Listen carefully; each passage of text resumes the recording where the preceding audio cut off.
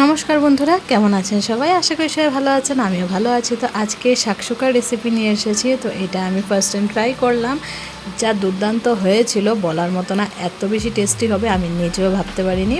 তো চলুন দেখে নেবেন কিভাবে আমি রেসিপিটা বানালাম। তো সব কিছু প্রথমে জোগাড় করে নিলাম। তো এখানে কিছুটা টমেটো কুচি নিয়েছি, পেঁয়াজ কুচি নিয়েছি, আর টুকরো করে পেঁয়াজ, টমেটো, আদা আর রসুন নিয়েছি। এগুলো আমি পেস্ট করে নেব সব কিছু। তো প্রথম ফ্রাইং প্যানে দিয়ে দিচ্ছি রিফাইন্ড অয়েল। রিফাইন্ড অয়েলটা একটু গরম হয়ে যাওয়ার পর আমি দিয়ে দিব যা যা লাগবে আমার, আপনারা দেখতে থাকুন।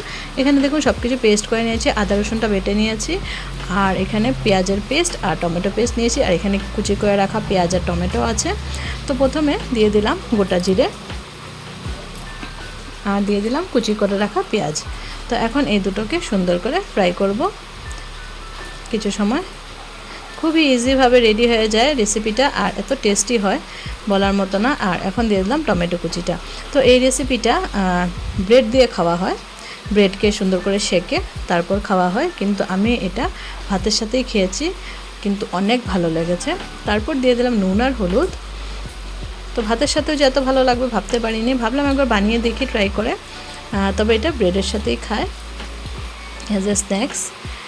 আর কিন্তু আপনারা লাঞ্চ বা ডিনার আইটেমে রুটি পরোটার সাথেও খেয়ে দেখতে পারেন, খুবই মজার লাগবে খেতে। কারণ আমি খেয়েছি, তার জন্য আমি জানি ভাতের সাথেও বেশ ভালো লেগেছে খেয়ে। তো আমি দেখুন কি ইয়ে করে কষিয়ে নিচ্ছি টমেটো আর পেঁয়াজটাকে, কিছু সময় ধরে কষিয়ে নিচ্ছি। তো কষিয়ে নেওয়ার পর এগুলো সফট হয়ে যাবে কিছু সময় কষানোর পর। তারপর আমি পেস্ট করে রাখা মশলাগুলো এটার মধ্যে অ্যাড করে দেব। তো দেখতে থাকুন কীভাবে করছি। কিছু সময় ধরে কষানোর পর দেখুন তেল ছাড়া শুরু হয়ে গেছে, তার মানে আমার পেঁয়াজ আর টমেটোটা সুন্দর করে ফ্রাই হয়ে গেছে। এবার পেস্ট করে রাখা মশলা একটা একটা করে দিয়ে দেব। প্রথমে দিয়ে দিলাম পেঁয়াজ বাটাটা দেওয়ার পর দিয়ে দেব টমেটো পিউরি যেটা করে রেখেছিলাম সেটা, টমেটো বাটা। তারপর আদা রসুনের পেস্টটা দিয়ে দেব, সবটুকু লাগবে না আমার, 2 চামচ আর একটু দিয়ে দেব। তারপর এখন আমি সুন্দর করে সব মশলাকে একসাথে কষাবো, কিছু সময় ধরে কষাবো যতক্ষণ না কাঁচা গন্ধটা চলে যায়।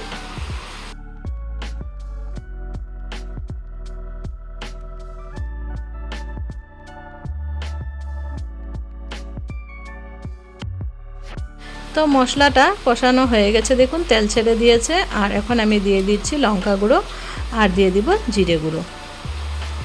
জানি না ভয়েস ওভারটা দিচ্ছি কেমন হচ্ছে, কারণ প্রচুর বৃষ্টি আমাদের এখানে, সারাদিন রাত বৃষ্টি হয়ে যাচ্ছে। তবে আওয়াজটা আপনারা কতটুকু ক্লিয়ারলি শুনতে পারবেন একটু অ্যাডজাস্ট করে নেবেন প্লিজ, কারণ বৃষ্টির আওয়াজকে আর কি করে আটকানো যাবে। তো এইভাবে আর কি সারাদিন রাত বৃষ্টি হচ্ছে, তার জন্য মানে ভয়েস ওভারটা দিব যে তেমন একটা অন্য এক্সট্রা সময় পাচ্ছি না দেওয়ার, বৃষ্টির মধ্যেই দিতে হচ্ছে। তারপর দেখুন সুন্দর করে কষিয়ে নিলাম আমি জিরা গুঁড়ো আর লঙ্কার গুঁড়োটাকেও সুন্দর করে মিক্স করে নিলাম ভালো করে। তো এখন একটু জল দিয়ে দিচ্ছি, জল দিয়ে কিছু সময় আমি রাখবো যাতে মানে একটু মশলাটা সফট হয় আর একটু গ্রেভিটা একটু শুকাবে, ততক্ষণ অবধি আমি একটু কষাবো। তারপর দেখবেন আমি কিভাবে বানাচ্ছি।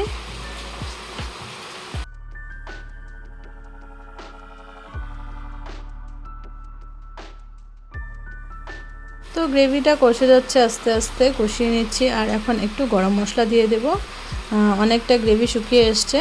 তো এখন গরম মশলা কিছুটা দিয়ে দিলাম উপর দিয়ে। আপনারা এটাতে চাইলে ধনেপাতা অ্যাড করতে পারেন, আমি ধনেপাতা ইউজ করিনি এখানে। আর সুন্দর করে এখন নাড়াচাড়া করে নিচ্ছি গরম মশলাটা দিয়ে, যাতে গ্রেভিটার মধ্যে গরম মশলাটা ফ্লেভারটা ভালো করে ঢুকে যায়।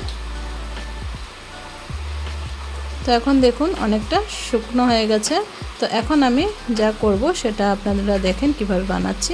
গ্রেভিটা অনেকটা ড্রাই হয়ে গেছে, তো আমি এবার একটু ছোট করে একটা জায়গা বের করলাম। এই জায়গাটাতে আমি একটা ডিম ফাটিয়ে দিয়ে দিচ্ছি।